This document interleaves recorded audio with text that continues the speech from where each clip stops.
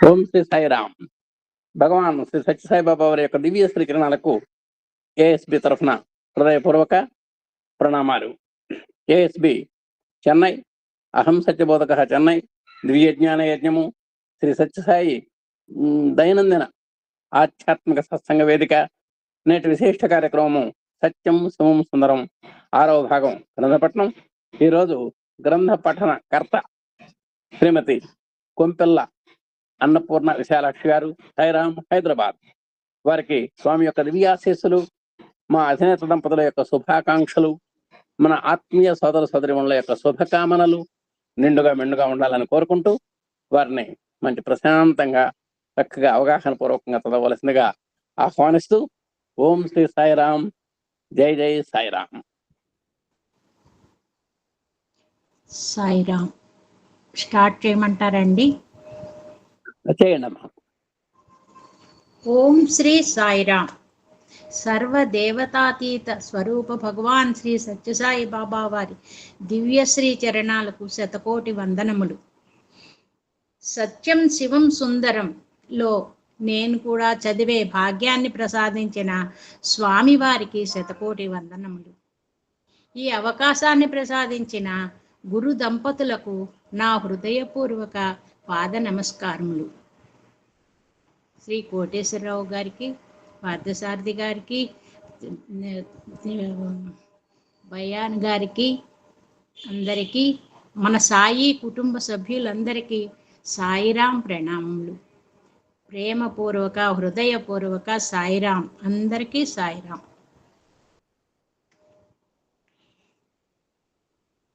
నిన్నను 2 పెళ్ళిళ్ళ సంగతి వరకు వచ్చాక స్వామివారు ఒక పెళ్లి చేసుకున్న వాళ్ళే ఇంత బాధపడుతుంటే 2 పెళ్ళిళ్ళ అని ఆ విషయంతో స్వామివారు నవ్వగా ఆయన నరసింహం గారు చాలా మురిసిపోయారు. అంతవరకు జరిగిందండి. నరసింహం గారికి 40ల చివరి నుంచే స్వామి తెలిసినప్పటికీ 1977లో వారు బెంగుళూరుకి మకాం మార్చినప్పటి నుంచే బృందావన్కి, ప్రశాంతి నిలయానికి తరచూ వచ్చి భగవాన్ని చూస్తూ ఉండేవారు. బ్రిటిష్ వాళ్ళ నుంచి స్వాతంత్ర్యం సముపార్జించుకున్న కొన్ని దశాబ్దాలలోనే ప్రజా జీవనంలో నైతిక విలువలు అధపతనం పొందడానికి వారా రోజుల్లో ఎంతో విచారపడుతూ మళ్ళీ పూర్వవైభవం తేగలిగిన రక్షకుడు ఎవ్వరా అని ఆయన అన్వేషిస్తున్నారు. భగవాన్ శ్రీ సత్యసాయి బాబా వారే ఆ రక్షకుడన్న విషయం వారు కనుగొనగలిగి దాని గురించి ఇట్లా రాశారు. కొన్ని విషయాలలో ఈ కాలంలో మనం స్వాతంత్ర్య సముపార్జన ముందు కాలం కన్నా భౌతికంగా ప్రగతి ఎక్కువగా సాధించినప్పటికీ, నిస్సందేహంగా అవి ఆకర్షణంగా ఉన్నప్పటికీ కొద్ది సంవత్సరాలుగా మన జాతి నైతికత విషయంలో ఘోరంగా దిగజారిపోతున్నది. అందువల్ల అసమర్థత, లంచగొండితనం, బంధుపక్షపాతం అన్నవి ఇంచుమించు సర్వత్రా వ్యాపించినవి. కొన్ని సంవత్సరాలుగా జరుగుతున్న విషయాలు సామాన్యులు అసామాన్యులు అయిన అశేష ప్రజానీకం ఇష్టపడి గౌరవించే అసలైన ఆధ్యాత్మిక నాయకుడు తప్ప ఈ వినాశనం నుంచి, దుస్థితి నుంచి తప్పించి దేశగతిని మార్చలేడని అనుకునేటట్లు చేశాయి. శ్రీ సత్యసాయి బాబా వారిని గురించి నేను చూసింది, అనుభవించింది, చదివింది ఆధారంగా ఈ పని వారే చేయగలుగుతారని నమ్మకం కలిగింది. ఆయనను దివ్యావతారులుగా కోట్లాది జనం గౌరవిస్తున్నారు. ఈ దేశంలో ప్రతి వ్యక్తి ధర్మబద్ధమైన జీవనానికి కట్టుబడేటట్లు చేయడానికి వారు పూనుకొన్నారని వారిని వింటున్న వారికి, వారి పనులు చేస్తున్న వారికి స్పష్టపడుతూనే ఉన్నది. దేశంలో అన్ని ప్రాంతాలలోనూ ఉన్న పిల్లలు, విద్యార్థులు అనే నూతన తరం ఒకటి ధార్మిక ఆదర్శాల ఎడ భక్తి పుణికి పుచ్చుకొని భగవదర్పణ బుద్ధితో దేశ సేవ చేయడంలో శిక్షణ పొందుతున్నది. గాంధీజీ తన సబర్మతి సేవాగ్రామ్ ఆశ్రమంలో అంకిత భావమున్న చాలా మందికి శిక్షణ ఇచ్చినప్పటికీ ఇవాళ శ్రీ సత్యసాయి బాబా వారు చేస్తున్న సాధన స్థాయిలో మాత్రం చేయలేరు. మనలాగా ఎంతో భిన్నత్వము కలిగిన వాళ్లను, అనేక భాషలు, మతాలు, ఆచారాలు, కుల, జాతి విభేదాలు ఉన్న వారిని కలపటానికి శ్రీ సత్యసాయి బాబా వారు చేస్తున్నది ఎంతో విలక్షణమైనది, దూరదృష్టి కలిగినది. గతంలో గాంధీజీ కానీ ఇతరులు కానీ చేసినది ఈ స్థాయిది కాదు. దీనికి కారణము గతంలో వాళ్ళు రాజకీయ, సాంఘిక, ఆర్థిక కోణం నుంచి చేసిన ప్రతి ప్రయత్నాల వలే కాక బాబావారు మానవ ప్రగతికి, ఏకతకు, ఆధ్యాత్మికతకు కోణం నుంచి చేయడం అందువల్ల వీరి ప్రయత్నాలు మునుపటి వారి కన్నా ఎక్కువగా ఫలిస్తాయని నేను భావిస్తున్నాను. జాతి చరిత్రలో భారతదేశం వర్తమాన కాలంలో ఎదుర్కొంటున్న సంక్షుబ్ధ స్థితిలో శ్రీ సత్యసాయి బాబా వారి అవతరణ వారి దివ్య సంకల్పముగానే జరిగిందని నేను ప్రగాఢంగా నమ్ముతున్నాను. ఈ ప్రాచీన భారత భూమి స్వాతంత్ర్య సముపార్జనానంతరం తన ప్రాచీన ఆధ్యాత్మిక, సాంస్కృతికత వారసత్వంలో పాదుకొని ఐక్యత కలిగిన మహత్తర దేశంగా నిలబడలేకపోవడం ఇలాంటి దైవ సంకల్పానికి ఒక కారణం. ప్రపంచానికి అవసరమైన నైతిక నాయకత్వాన్ని ఇవ్వలేకపోతే భారతదేశము తన చారిత్రకత విధి మోసగించినట్లే. అయితే నరసింహం గారు ఇంత గాఢమైన ఆధ్యాత్మిక విశ్వాసము కలిగిన వాడైనప్పటికీ తాను కాలేజీలో చదువుకునే రోజుల్లో నాస్తికుడుగా ఉండేవాడట. మద్రాసులోని లయోలా కాలేజీలో పరీక్ష దరఖాస్తును నింపుతూ మతం అన్న దానికి ఎదురుగా నాస్తికత్వం అని రాశాడు.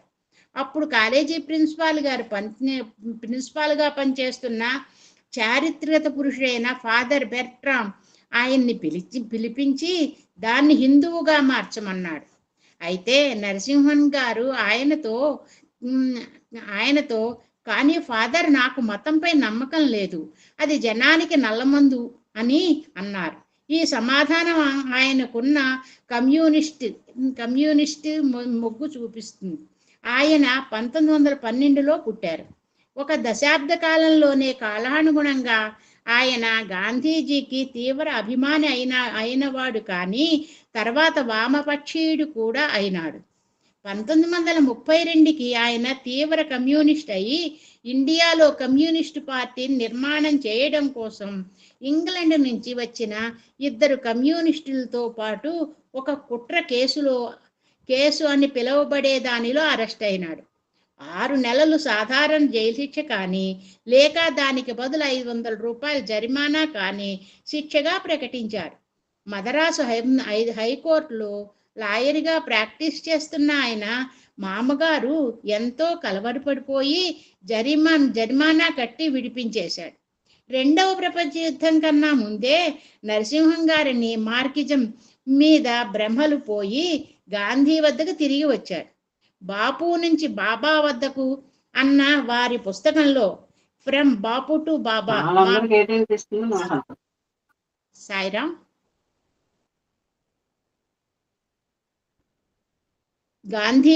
గాంధీల మీదుగా బాబా దాకా తమ ప్రయాణాన్ని వారు వర్ణించారు.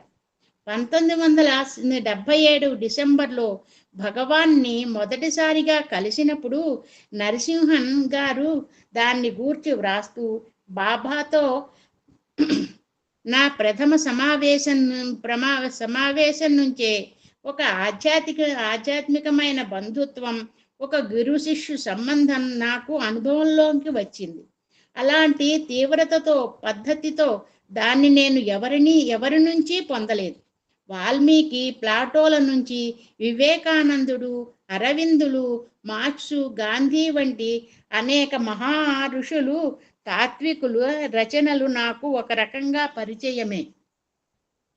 వీళ్ళంతా నా జీవన దృక్కోణం మీద కొంతవరకు ప్రభావాన్ని చూపించిన వారే. అయితే బాబావారిని కలిశాక ఈ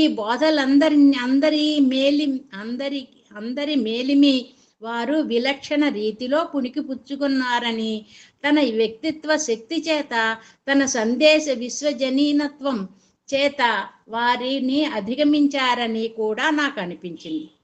బాబా అంటే ఏమిటో నాకు వారు ఏమి అవగాహన అయినారో వర్ణించడానికి కొద్దిగానైనా ప్రయత్నం చేద్దామంటే వారు నాకు ఇంకా తెలియని నిగూఢ విషయంగానే ఉన్నారు. ఇటీవలన ప్రఖ్యాత శాస్త్రవేత్త అయిన డాక్టర్ భగవంతన్ గారు వారిని వివరించడానికి వీలు లేని బాబా అని వర్ణించారు. విజ్ఞాన శాస్త్ర సూత్రాల ప్రకారం మెరకిల్స్గా వర్ణించబడే ఆయన అనేక స్వామి కార్యాలను వివరించలేము. అయితే నాకు బాబా యొక్క విలక్షణత్వం ఈ ఆది దైవిక అతి మానుషమైన వాటిల్లో కాకుండా వారు చేపట్టిన అసంఖ్యాకమైన సాధారణ కార్యాలలోనూ భౌతికంగా, ఐశ్వర్యవంతమైన, నైతికంగా, ఆధ్యాత్మికంగా పేదవడిన ఈ ప్రపంచానికి వారు ఇస్తున్న సందేశంలోనూ కనిపిస్తోంది. ఈ ప్రపంచం ఎదురు చూస్తున్న రక్షకుడు భగవానుడే అన్న గాఢ విశ్వాసం కలగడం వల్ల బాబా వారిని మొదటగా కలిసిన 3 సంవత్సరాలకే ప్రాపంచిక జీవనం నుంచి విరమించి నరసింహం గారు బృందావనంలో స్థిరపడేటట్లు చేసింది. రోజు రోజుకి వృద్ధాప్యం పాలవుతున్న శ్రీ ఎన్ కస్తూరి గారికి నెల నెల సనాతన సారథి ప్రచురించడంలో సహాయపడే పనిని వారికి అప్పగించారు.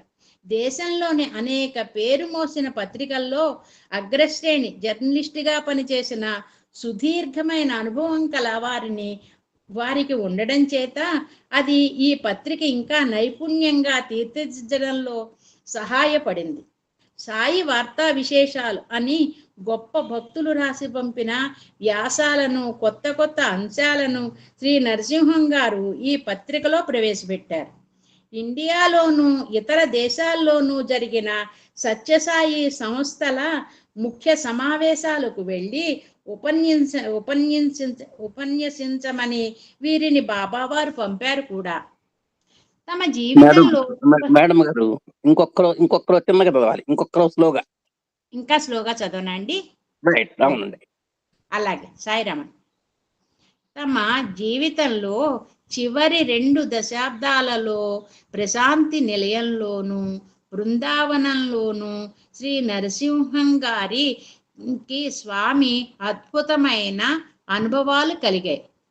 అందులో కొన్ని భగవాన్ యొక్క హాస్య ప్రీతికి, నరసింహం గారి హాస్య దృష్టిని తెలిపే ఉల్లాసకరమైనవి. ఒకసారి నరసింహన్ గారు ధోవతి కొద్దిగా చినిగి ఉండగా అదేమిటి బాబా వారాయన్ను అడిగారు. దానికి ఆయన, స్వామి, మీ సహస్రనామాలలో ఒక నామం అన్నవస్త్రదాయాయ నమః అని ఉంది. అన్న వస్త్రాలను ఇచ్చే వారని కదా దానికి అర్థం. మీ ఔదార్యం చేత నాకవి దండిగా లభిస్తున్నాయి. కానీ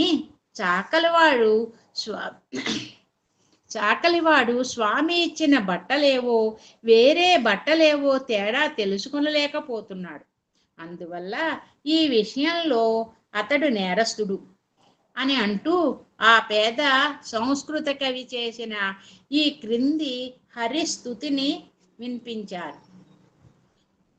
ఆది మధ్యాంతర రహితం దశాహీనం పురాతనం అద్వితీయం అహం వందే మద్వస్త్ర సదృశం హరిం. అనగా నా ధోతిలాగా మొదలు తుది లేనివాణ్ణి, దశలు లేనివాణ్ణి, అంటే మహర్దశలు లభించకుండా ఉన్న హీనదశలోనే ఉండేవాణ్ణి. పురాతన్ని అంటే పాతబడిన తన బట్ట లాంటి వాణ్ణి. రెండవది లేనివాణ్ణి, మరో బట్ట లేనివాణ్ణని. నా వస్త్రం లాంటి స్థితిలో ఉన్నవాణ్ణి హరికి నమస్కరిస్తున్నాను అన్నాడు. దీనికి బాబా గారు గుండెల నిండా నవ్వి లోపలికి వెళ్ళి 2 కొత్త ధోవతులు తెచ్చి నరసింహం గారికి ఇచ్చారు. వారి పద్యపు స్ఫూర్తికి, హాస్యవచో నైపుణ్యానికి అది బహుమానం. అయితే నరసింహం గారి హాస్యాలను భగవాన్ అన్ని వేళలా అంగీకరించారనుకోవద్దు. పూనాలో పనిచేస్తున్న తన పెద్ద కుమారుడైన ప్రహ్లాద్ నుంచి ఒకసారి నరసింహన్ గారికి ఒక గ్రీటింగ్ కార్డు వచ్చింది. కార్డు మీద సాగర మథనంలో బయటకు వచ్చిన ఆలాహలాన్ని లోకక్షేమం కోసం శివుడు దాన్ని మృంగుతున్న పురాణ గాథా దృశ్యం చిత్రతమై ఉన్నది. ఆ బొమ్మ కింద ఎవరో సంస్కృత కవి హాస్యంగా రాసిన శ్లోకాన్ని ప్రహ్లాద్ గారు ఉటంకరించారు. కుటుంబం అంతఃకలహాలతో సతమతమవుతున్న కుటుంబ యాజమాన్యం యొక్క పరిస్థితి, శివ కుటుంబ స్థితి ఒక్కలాగే ఉన్నాయి అని దాని తాత్పర్యం. బహుశా ఆ కవి కుటుంబంలో అట్లా ఉండి ఆ విధంగా శ్లోకం రాసి ఉంటాడు. అత్తుం వాంఛతి గణపతే రాకుం క్షుధార్థపణి క్రౌంచపతే సిఖీచ గిరిచ సింహోపి నాగానాం గౌరీ జాహ్నుసుతా సూయతి కళానాథం కపాలనులో నిర్విణ్ణ సహ పపౌ కుటుంబ కలహం ఈశోపి హాలాహలం. గణపతి పొట్ట మీద ఉన్న సర్పం ఆయన వాహనమైన ఎలుకను ఆకలితో తినబోతున్నది. కుమారుని వాహనమైన నెమలి ఆ సర్పం మీద, గిరిజామాత యొక్క సింహం ఏనుగు మీద, గజముఖుడు అన్నమాట. గౌరీదేవి కూడా జాహ్నవి అంటే గంగామాత మీద అసూయతో కపాలంలో ఉన్న తృతీయ నేతాగ్ని అంటే కళానాథుణ్ణి అంటే చంద్రుణ్ణి వైరంతో కలహిస్తుండగా కుటుంబ కలహాలకు నిర్విణ్యుడైన శివుడు ఆలాహలాన్ని త్రాగాడు అని ఈ శ్లోక భావం. నరసింహన్ గారి కార్డుని స్వామికి చూపించి దాని కింద రాసి ఉన్న శ్లోకాన్ని చదివి వినిపించారు. ఈ చమత్కారానికి బాబా హాయిగా నవ్వుతున్నారని వారు అనుకుంటున్నంతలోనే స్వామి లోకం మీద మహాకరుణను చూపించే శివుని గురించి పౌరాణిక గాథను తప్పుగా వ్యాఖ్యానిస్తున్నారని చాలా సీరియస్గా అన్నారు. కుటుంబ సభ్యులలో విరుద్ధ గుణాలు ఉన్నప్పటికీ ఆ శివ కుటుంబంలో ఎట్లా అద్భుత సామంజస్య ఐకమత్యాలున్నాయో స్వామి వివరించారు. దాంతో మర్నాడు స్వామి ఇదే విషయం మీద ఉపన్యసించారు కూడా. నొసట ఊర్ధ్వపుండ్రాలు అంటే నామాలు లేకుండా నరసింహన్ గారిని ఎవ్వరూ చూసి ఉండరు. ఒకసారి ఆయన నొసట నామంలోని గీత సూటిగా కాకుండా వంకరగా ఉండడం చూసి హాస్యంగా స్వామి, ఏమిటి సింహం, నీ నామం వణుకుతోంది అన్నారు. వెంటనే నరసింహన్ గారు తాను నామం దిద్దే వెండి పుల్ల పోవడంతో దానికి బదులు అగ్గిపుల్లతో నామం దిద్దానని, అందువల్ల అట్లా వంకరగా వచ్చిందని బదులిచ్చారు. వెంటనే స్వామి తన చేతిని త్రిప్పి వైష్ణవ చిహ్నాలను శంఖ చక్రాలను ముద్రలున్న 2.5 అంగుళాల పొడవు ఉన్న వెండి పుల్లను సృష్టించి ఇస్తూ, నీవెప్పుడు సూటిగా ఉండే మార్గాన్నే ఎన్నుకోవాలి, వంకరదారిని కాదు అని వెండిపుల్ల నరసింహం గారికి ఎంతో ఇష్టం. వారు కొద్ది రోజులు గతిస్తారనగా దాన్ని తన కుమారుడైన ప్రహ్లాద్ గారికి ఇచ్చారు. భగవాన్ సన్నిధిన శేష జీవితాన్ని గడిపిన నరసింహం గారు అసంఖ్యాకమైన లౌకిక పారలౌకిక పాఠాలను వారి నుంచి నేర్చుకున్నారు. కొద్ది కాలంలో నాస్తికత్వంలో ఉంటూ మార్కిజంలో జారినప్పటికీ చిన్నప్పటి నుంచి శ్రీ వైష్ణవ సంప్రదాయంలో పెరిగినందువల్ల భగవాన్ బోధించే అద్వైతాన్ని అంగీకరించడం వారికి కష్టమయ్యి చాలా మార్లు జంకు కొంకులు లేకుండా దాన్ని గురించి స్వేచ్ఛగా మాట్లాడేవారు. 1981లో బృందావనంలో ఒకసారి అట్లా మాట్లాడుతున్న సందర్భంలో చివరకు భగవాన్ మాటలకు వారు ఒప్పుకున్నట్లే అగుపించింది. ఒక రోజు తర్వాత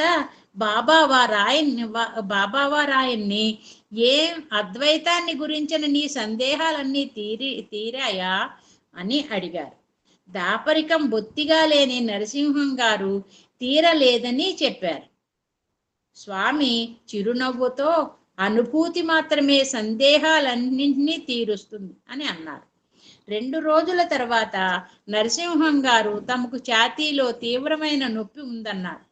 భగవాన్ విభూతి సృష్టి చేసి ఆయన రొమ్ముకు రాస్తూ, అంతా బాగానే ఉంటుంది, దాని గురించి విచారించకు, కొన్ని రోజుల తర్వాత అన్నారు.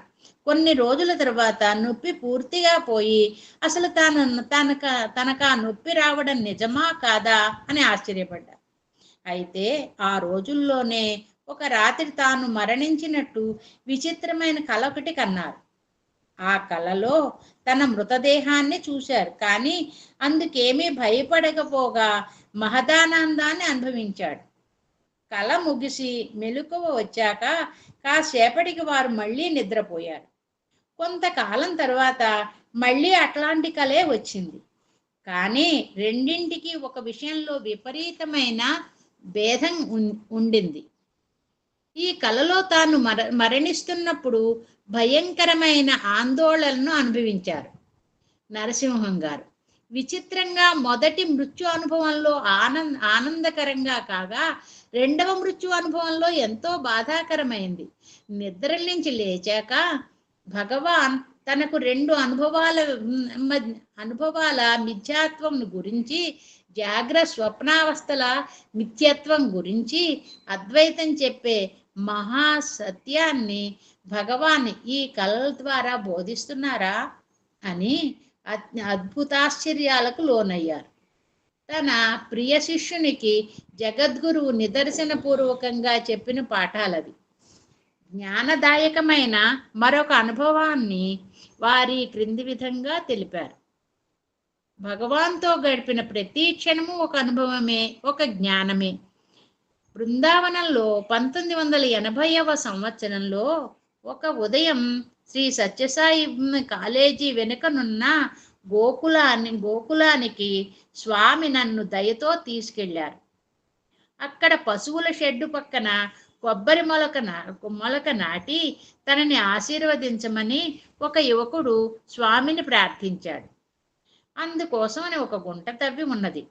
దాన్ని ఆ యువకుడు గుంటలో పెడుతున్నప్పుడు స్వామి అతడు దాన్ని పూర్తిగా నెట్ట నిలువుగా పెట్టకుండా కొంత వంకరగా పెట్టాడని గమనించి దాన్ని నిలువుగా పెట్టమని అతనికి చెప్పి అదట్లా దాన్ని సర్ది పెట్టాకనే దానిలో మట్టి నింపనిచ్చి తాను దానికి నీళ్లు పోశాడు. ఆ యువకుడు స్వామి పాటించే జాగ్రత్తలను గమనించలేదు. ఆ కొబ్బరి మొలక నాటడమే అయినప్పటికీ దాన్ని సరిగా చేయాలి. అది కొన్నాళ్లకు పెద్దగా పెరుగుతున్నందున దృష్టిలో దానిని నాటాలి అన్నది స్వామి దృష్టి. అది కొన్నాళ్ళుగా పెద్దగా పెరుగుతుందన్న దృష్టితో దాన్ని నాటాలని స్వామి దృష్టి. అది ఎంత అల్ప విషయమైనా అతి జాగ్రత్తగా నైపుణ్యంతో చేయాలన్నది స్వామి ఆదర్శం. ప్రతి చిన్న విషయాన్ని కూడా భగవాన్ ఎంతో వివరంగా ఏకాగ్రతతో చూస్తున్నారన్న దాన్ని నేను ఎన్నడూ మరువలేదు. భగవాన్ ప్రభావంలో తయారవుతున్న విద్యార్థులు సత్య మార్గావలంబులైన నిటారుగా నిజాయితీగా పెరగాలన్న దాన్ని భగవాన్ మన దృష్టికి తెస్తున్నారా అన్నది ఇక్కడ స్ఫురిస్తోంది. 1992లో నరసింహం గారికి 80 ఏళ్ళు నిండిన సందర్భంగా వారి సంతానం అంతా ఆ సందర్భాన్ని పునస్కరించుకొని ఒక పుస్తకాన్ని ప్రచురించి దాన్ని స్వామివారికి సమర్పించారు. డివోటెడ్ టు లార్డ్, బీ వెడ్ ఆఫ్ ది లార్డ్, ప్రభువు భక్తుడు, ప్రభువుకి ప్రీతిపాత్రుడు అని ఆ పుస్తకం పేరు. నరసింహం గారిని అంతకంటే ఎక్కువగా వర్ణించే మాటలు లేవు. 1989 మార్చి 16వ తేదీ గురువారం భగవాను త్రయీ బృందావనంలో సమావేశమైన అధ్యాపక విద్యార్థులతో మాట్లాడుతూ, పోయిన సంవత్సరం విజయదశమి రోజున బోస్ మరణించగా అతన్ని నేను బ్రతికించాను. అతడు చాలా మంచి భక్తుడు, అతనితో చేయించాల్సిన పని చాలా ఉంది అని అన్నారు స్వామి. స్వామి ఆదేశానుసారం ఒక సమావేశంలో మాట్లాడాక బ్రిగేడియర్ శశికుమార్ బోస్ తనున్న చోటకి తిరిగి వెడుతున్నప్పుడు జరిగింది. ప్రశాంతి నిలయంలో పూర్ణచంద్ర ఆడిటోరియంలో బోసుని పునరుజ్జీవితుణ్ణి చేసిన అద్భుత ఘటన చూసి అనేక మందిలో ఆ రోజు నేను ఒకణ్ణి. అది 10 గంటల ప్రాంతం. వేద పురుష జ్ఞాన యజ్ఞ సప్తాహం పూర్ణాహుతి అప్పుడే ముగిసింది. భగవాన్ తన ఉపన్యాసాన్ని ప్రారంభించారు. వేదిక మీద కుడివైపున పెద్దవాళ్లను కుర్చీలలో కూర్చోబెట్టే చోట హఠాత్తుగా అలజడి మొదలైంది. అక్కడ కూర్చున్న బోసు హఠాత్తుగా కుర్చీ మీద నుంచి నేల మీదకు పడిపోయారు. వారిని 2 కార్యకర్తలు భూమి మీద పడుకోబెట్టారు. డాక్టర్ చారి, డాక్టర్ సిజి పటేల్ అనే 2 డాక్టర్లు వెంటనే అక్కడికి వచ్చి ఆయన్ని పరీక్షించడం మొదలుపెట్టారు. ఇంతలో స్వామి బోసు నేల మీద పడుకోబెట్ట ఉండడాన్ని గమనించి ఉపన్యాసాన్ని వెంటనే ఆపేసి గబగబా అతని వైపు నడిచారు. నేను బాబావారి ఉపన్యాసాలు అనేక వందలు విన్నాను గాని ఉపన్యాసాన్ని మధ్యలో వారు ఆపేయడం అంతకు ముందు కానీ తర్వాత కానీ ఎప్పుడూ చూడలేదు. స్వామి బోసు పడి ఉన్న చోటకు వస్తూ బోసు మీద ఉన్నదాన్ని దేన్నో పారద్రోలుతున్నట్లు చేతులు ఊపుతూ సంజ్ఞలు చేశారు. డాక్టర్ సిజి పటేల్ బోసు శరీరంలో ప్రాణం ఉన్న ఛాయలు లేవని తెలపగా డాక్టర్ చారి రూఢీపరిచారు. బోసు ముఖం బూడిద రంగులోనికి మారిపోయింది. స్వామి వంగి బోస్ శరీరపు భుజాన్ని తమ ఎడంచేత్తో ఎత్తి అతని శిరస్సును వెనుక కుడి చేత్తో చరుస్తూ బోస్లే అని అన్నారు. తక్షణమే బోస్ కళ్ళు తెరిచి స్వామిని చూడగానే అతని ముఖం వికసించి సంతోషంతో చిరునవ్వు నవ్వాడు. ఆ తర్వాత చేతులు జోడిస్తూ డాక్టర్లు 2 ఆశ్చర్యాలతో అతని వైపే చూస్తుండగా లేచి కూర్చున్నాడు. స్వామి అప్పుడు ఎడం భుజం మీద తట్టి లేచి నిలబడు అని ఆజ్ఞాపించగా ఏదో అదృశ్య శక్తి ఎత్తుతూ ఉన్నట్లు ఎవరి సాయము లేకుండానే ఆయన లేచి నిలబడ్డారు. అప్పుడు స్వామి మళ్ళీ అతనితో, వేదిక మెట్ల మీదకు వెళ్ళి అక్కడ కిటికీ దగ్గర కూర్చో, అక్కడ నీకు కొంచెం తాజా గాలి తగులుతుంది అని అన్నారు. బోసు నెమ్మదిగా మెట్ల దగ్గరకు వస్తుంటే అతని ముఖంలో ఆరోగ్యకరమైన కాంతి వచ్చింది. బోసు ఈ సంఘటన గూర్చి తానే స్వయంగా ఈ క్రింది విధంగా చెప్పారు. 2 రోజులుగా ఎడతెరపి లేకుండా నన్ను పీడిస్తున్న తీవ్ర జ్వరం విజయదశమి నాటి ఉద్యమునకు మాయమైంది. దాంతో పూర్ణాహుతి చూద్దామని నేను పూర్ణచంద్ర ఆడిటోరియంకు వెళ్ళాను. వేదికకు దగ్గరగా ఉన్న కుర్చీలో కూర్చున్నాను. పూర్ణాహుతి కాగానే బాబావారు తమ ఉపన్యాసం మొదలుపెట్టారు. దాన్ని వింటున్నప్పుడు నా కళ్ళు ఆయన మీద ఏకాగ్రంగా నిలిచాయి. హఠాత్తుగా నాకేదో గుబులుగా అయి ఏమీ కనిపించకుండా పోయింది. కొన్ని క్షణాల్లో భూమి మీద పడి ప్రాణం లేని నా దేహాన్ని చూశాను. బాబావారు నా దేహాన్ని చూసి తను ఉపన్యాసాన్ని ఆపివేసి ఆ స్థలం వైపు కదిలారు. వారు తమ చేతితో గాలిలో ఏవో సంజ్ఞలు చేస్తూ ఉండినారు. నా తలకాయ మీద తిరుగుతున్నదేదో పారద్రోలుతున్నట్లుగా అగుపించింది. నేను పైకి చూడగా కొన్ని అడుగుల పైన ఒక పెద్ద పక్షి నాకు అగుపించింది. రాజటీవి ఉన్న ఆ పక్షి మెడ మీద ఒక తెల్లని చారతో సువర్ణ వర్ణంతో ఉంది. అది నన్ను ఎంతో దయగా చూస్తూ ఉండింది. స్వామి నన్ను సమీపించడం చూసి అది హఠాత్తుగా అదృశ్యమైంది. డాక్టర్ చారి, డాక్టర్ పటేల్ గారు నా దేహం వద్ద వేగంగా వచ్చి క్షుణ్ణంగా పరిశీలించడం నాకు స్పష్టంగా అగుపించింది. ఒక అమెరికన్ భక్తుడైన రిచర్డ్స్ గారు నా దగ్గరే ఉన్నారు. డాక్టర్ పటేల్ స్వామితో నా దేహంలో ప్రాణం ఉన్న సూచనలు లేవని సూచించడం చూశాను నేను.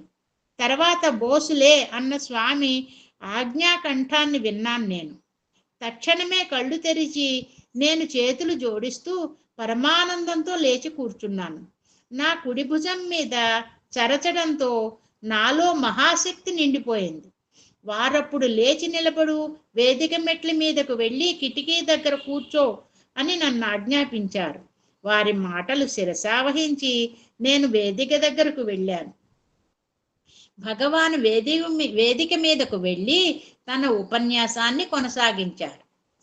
మరణించినప్పుడు నాకు ఆందోళన గాని బాధ గాని కలగలేదు. అది ఎంతో ప్రశాంతంగా ఉండింది. స్వామి నన్ను మళ్ళీ బ్రతికించారు.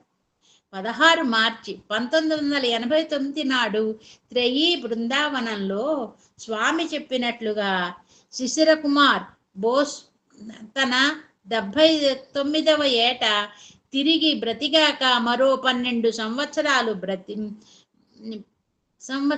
బ్రతికి స్వామి దివ్యోపన్యాసాలు ఎంతో పనిచేశారు. ఒక వాస్తు శిల్పిగా, సివిల్ ఇంజనీర్గా 1975 నుంచి బోస్ ప్రశాంతి నిలయంలో, బృందావనంలోనూ అనేక కట్టడాల నిర్మాణానికి ఎంతో కృషి చేశారు. వారు 1939లో సైన్యంలో చేరి 1959లో పూనాలోని college of military engineering commandant స్థాయి దాకా ఎదిగారు. ఆ తర్వాత బొంబాయిలోని ఇండియన్ ఇన్స్టిట్యూట్ ఆఫ్ టెక్నాలజీ డైరెక్టర్గా 11 సంవత్సరాలు పనిచేసి సమర్థుడైన పరిపాలకుడుగా మంచి కీర్తి ప్రతిష్టలను సంపాదించుకున్నాడు. ఆ తర్వాత 1974 దాకా 5 సంవత్సరాలు ఖరగ్పూర్లో ఇండియన్ ఇన్స్టిట్యూట్ ఆఫ్ టెక్నాలజీ డైరెక్టర్గా పనిచేశారు. 1973లో భగవాన్ని మొదటిసారిగా దర్శనం చేసుకున్న తర్వాత 2 సంవత్సరాలకు వృత్తిపరమైన నైపుణ్యాన్ని భగవంతుని సేవకుడుగాను సమర్పించుకోవాలన్న బోసు యొక్క ఆకాంక్ష నెరవేరింది. 1975 సెప్టెంబర్ 10వ తేదీన అవతార పురుషుని యొక్క 50వ జన్మదినోత్సవాలలో అన్ని మతముల యొక్క ఏకతను సూచించే సర్వధర్మ సమైక్య స్తూప నిర్మాణ బాధ్యత వీరికి అప్పగించారు. ఏ కాంట్రాక్టరు లేకుండా కేవలం భక్తుల సహాయంతో ఈ పనిని వారు 60 రోజుల్లో పూర్తి చేయాల్సి ఉంది. నిర్మాణ స్థలానికి స్వామి దాదాపు ప్రతిరోజు వచ్చి అక్కడ పనిచేస్తున్న వాలంటీర్లకు స్వీట్స్, పళ్ళు పంచి ఇస్తూ ఉండేవారు. నిజానికి భగవాన్ దాని నిర్మాణం మొదటి రోజున సెంట్రల్ ట్రస్ట్ సభ్యులతో కలిసి కంకర పనిలో తాము స్వయంగా పాల్గొన్నారు కూడా. కంకర నిండిన తట్టలను బోసు బాబావారికి అందిస్తుంటే బాబావారు వాటిని ప్రతి ఒక్క ట్రస్ట్ సభ్యుని స్తూపం యొక్క అచ్చులో వేయటం కోసం అందించడం బోసుకి గగుర్పొడిచే అనుభవం. స్తూపం నిర్మాణ సమయంలో భగవంతుని అనుగ్రహం యొక్క అద్భుత శక్తి అనేక మార్లు తన సాయానికి కారణం బోసు గమనించారు. ఈ నిర్మాణ కార్యంలో భగవంతుడు అద్భుత రీతిలో జరిగిన సందర్భం ఒక దానిని బాబా ధృవీకరించారు. 5 ప్రముఖ మత చిహ్నాలు స్తూపం యొక్క మూలల్లో నిర్మించడానికి 5 కాంక్రీటు ఆర్చీలు కట్టాల్సి ఉంది. ఒక విశాలమైన చట్రం నిర్మించి డబ్బు ఖర్చు పెట్టాల్సి వచ్చిన చోట దాన్ని తప్పించి పొదుపు చేయాలన్న కోరికతో ఆర్చీల రూపంలో ఉండేటట్లు మట్టి కుప్పలనే ఆ రూపంగా పోశారు. మరనాడు దాని మీద కాంక్రీట్ వేయాల్సి వచ్చింది. కానీ అతడికి భీతాహుతిని చేస్తూ ఆ రాత్రి భారీ వర్షం కురియటంతో మెలకువ వచ్చింది. తాను సాయంకాలం ముగించిన ఆర్చీల మట్టి చక్రం వానకి మట్టిలో కలిసిపోయి ఉంటుందని అతని హృదయం కృంగిపోయింది. దాంతో ప్రాతః సంధ్యావేళల్లో వర్ష బీభత్సాన్ని చూడాలని ఆయన నిర్మాణ స్థలానికి వెళ్ళారు. అయితే అతనికి ఆశ్చర్యము ఆనందము కలిగేటట్లుగా వెనుకటి సాయంకాలము తను పోసిన మట్టి ఆర్చీలు ఎట్లా ఉన్నాయో అట్లాగే చెక్కు చెదరకుండా ఉన్నాయి. ఈ నిర్మాణ స్థలానికి చుట్టూ రాత్రి అంతా కురిసిన భారీ వర్ష ప్రభావం కనిపిస్తున్నప్పటికీ రాత్రి వాన సమయంలో పెద్ద గొడుగు పెట్టి ఆపినట్లుగా నిర్మాణం మీద ఒక్క చుక్క నీరు పడకుండా పొడిగా ఉంది. ఆ ఉదయం స్వామి ఆ స్థలానికి వచ్చి బోస్తో నిన్న రాత్రి నువ్వు నిద్రపోలేదు కదా అని అడగ్గా ఆయన కృతజ్ఞతాభావంతో అవును స్వామి, కానీ మీ అనుగ్రహం యొక్క అద్భుతాన్ని నేను ఇప్పుడు ఇక్కడ చూస్తున్నాను అని జవాబిచ్చారు. దానికి బాబావారు నవ్వుతూ భక్తితో భక్తులు చేసే ఏ పనికైనా హాని కలుగదు అని ప్రకటించారు. ఆ తర్వాత బోసు అనేక కట్టడాల పనుల్లో పాల్గొన్నారు.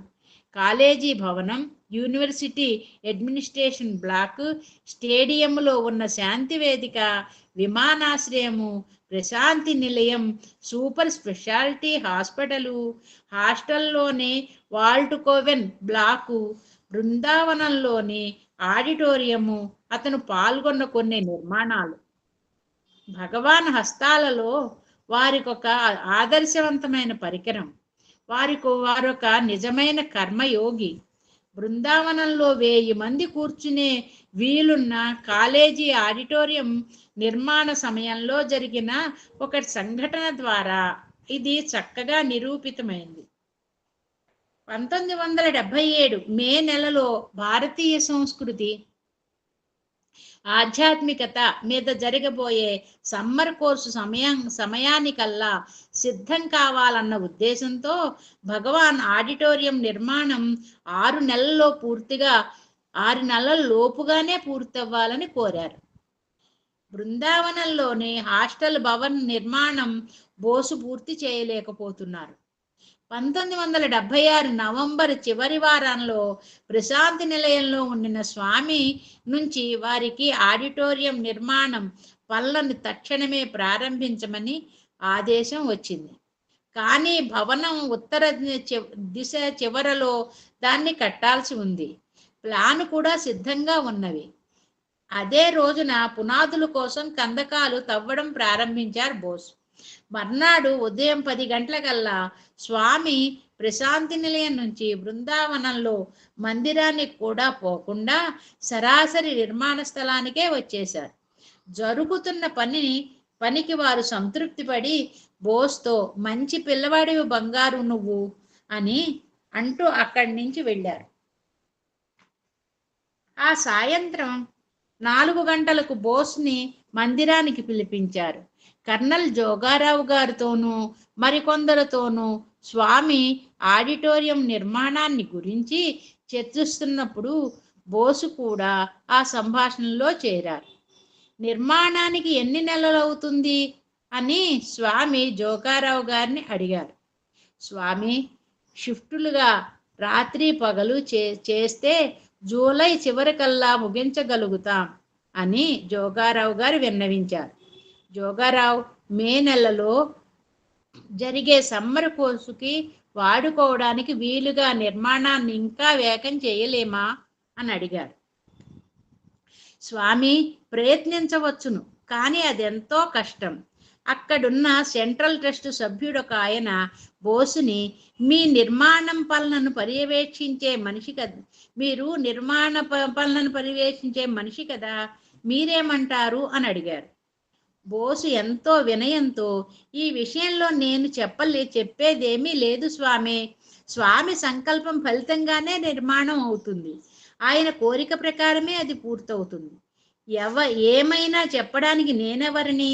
వారి దివ్య హస్తాలలో నేను కేవలం ఒక పరికరాన్ని మాత్రమే అన్నారు.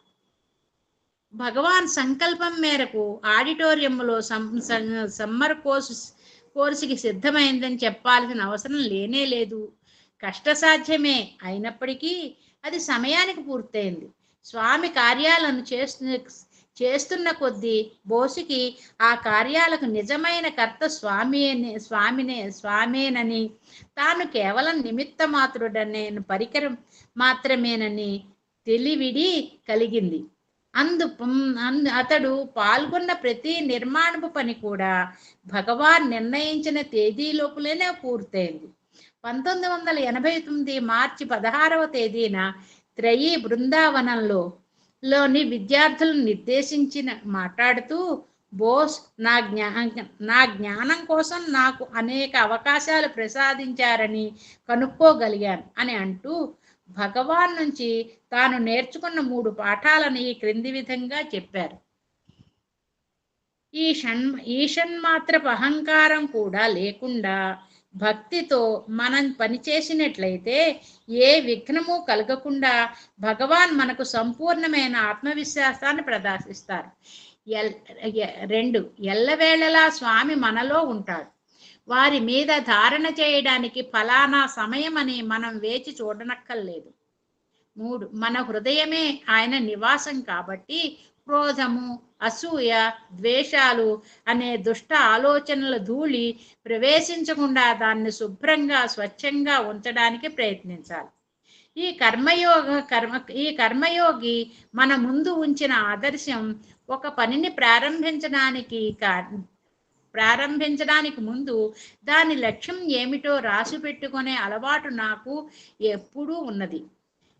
ఇక్కడకు వచ్చి భగవాన్తో ఉంటూ వారి పనిని చేస్తున్నప్పుడు నా జీవిత లక్ష్యాన్ని రాసి పెట్టుకున్నాను.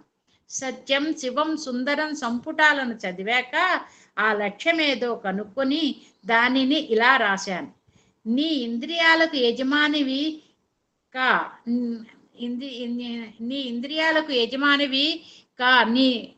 కానీ నీలో నివసించే పరమేశ్వరుడైన ఆత్మతో నిరంతరం సంబంధం పెట్టుకుని ఉండు. మహానుభావుడైన బోసుకి నమస్కృతులు. టైం అయిపోయింది, ఇలా ఉందండి. ఇంకా ఒక్క పేర చదివేసేయండి మేడం గారు. ఈ పేర చదవమంటారా? మహానుభావుడైన బోసుకి నమస్కృతులు. భూమి మీద నడయాడుతున్న సాయి అవతారానికి సమకాలీనులుగా ఈ ప్రపంచంలో నివసించే ధన్యత కొన్ని కోట్ల మందికి కలిగింది. వారిలో మరికొన్ని కోట్ల మందికి వారిని గుర్తించడానికి, వారి వైభవం చూసి ఆనందపడడానికి పిలుపునందుకున్నారు. వాళ్లలో కొన్ని వేల మంది ఉద్యమానికి సమర్పణ చేసుకునేటందుకు ఎంచుకోబడ్డారు. వాళ్లలో కొన్ని వందల మంది వారికి పరికరాలుగా పనిచేయడానికి పిలువబడ్డారు. ఈ అధ్యాయంలో పరికరాలుగా వ్యవహరించిన అలాంటి 4 వ్యక్తుల ఉదంతాలు చదివాం. తన సన్నిధిలో సేవ చేస్తూ వారి అంతిమ జీవన లక్ష్యాన్ని సాధించుకోవడానికి స్వామి చేత ఎన్నుకోబడ్డవారు వారు. నిజానికి ఇది వారి కథలు కావు. ఇవి అన్నీ భగవత్ కృపని, అనుగ్రహాన్ని వర్ణించే సంఘటనలు. అందువల్ల ఇవి వందల మంది అలాంటి అదృష్ట జీవుల కథలను ప్రాతినిధ్యం వహిస్తాయి. తరువాతి అధ్యాయంలో ప్రపంచంలో తన ఉద్దేశాన్ని నెరవేర్చుకోవడం కోసం ఎన్నుకోబడిన మరొక తరగతి పరికరాల గురించి చదవబోతున్నాం. సాయిరామ్. అందరికీ సాయిరామ్.